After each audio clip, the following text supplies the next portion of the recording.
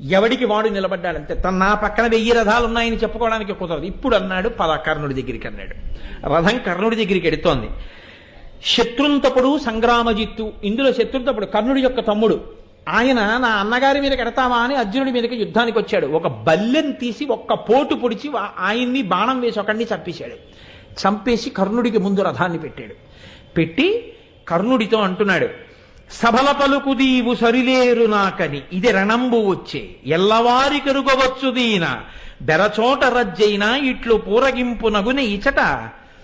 నువ్వు సభలన్నిటిలో చెప్తుంటావు, అర్జునుడెత్తవాడు, నేను అలా చేస్తా ఇలా చేస్తా అర్జునుడిని పడగొడతానని చెప్తావు. అక్కడ మాట్లాడుతుంటావు, ఇక్కడ మాట్లాడడానికి కుదరదు. చేతలలో చూపించు. నువ్వో నేనో ఎవరు మన ఇద్దరిలో శౌర్యం కలిగిన వాడో తేలిపోయే రోజు వచ్చింది. నీకు ధైర్యం ఉంటే నిలబడి నాతో యుద్ధం చెయ్యి అని. నువ్వు ఇవాళ ఏ ఫలితాన్ని అనుభవించ